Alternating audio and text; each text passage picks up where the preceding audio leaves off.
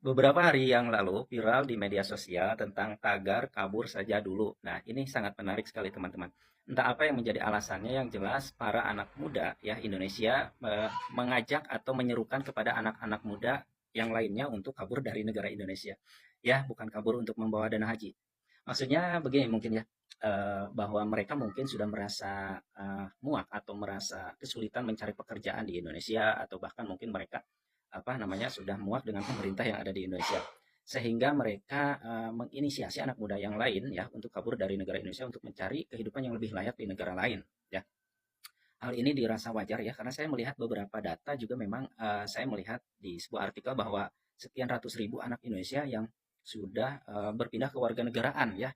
Nah, hal ini eh, memicu atau menarik pemikiran saya sebagai orang yang pernah tinggal di luar negeri ya, terutama di Australia pada tahun 2013 lalu ya, beberapa tahun yang lalu, dan di Malaysia pada tahun 2018.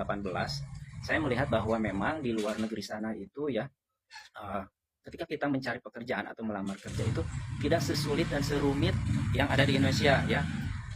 Hanya ketika kita mencari pekerjaan itu ditanya, lu bisa apa, atau kamu apa namanya keahliannya apa gitu, hanya sesimpel itu.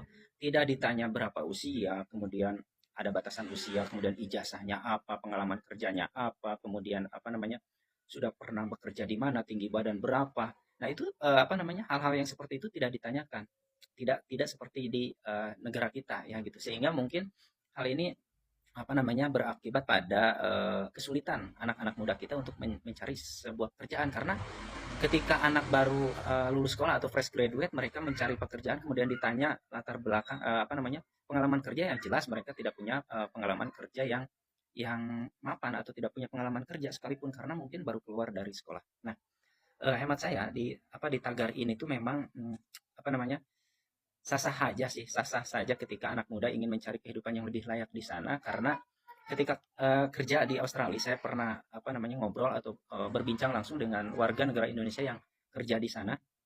Itu sebuah pekerjaan itu sangat dihargai teman-teman, misalnya seperti pekerjaan yang kasar sekalipun atau buruh sekalipun, mereka sangat dihargai sebagai pekerja yang profesional. Contohnya misalnya pekerja kebun, atau misalnya penjaga toko, atau penjaga sayuran buah-buahan di pasar gitu ya.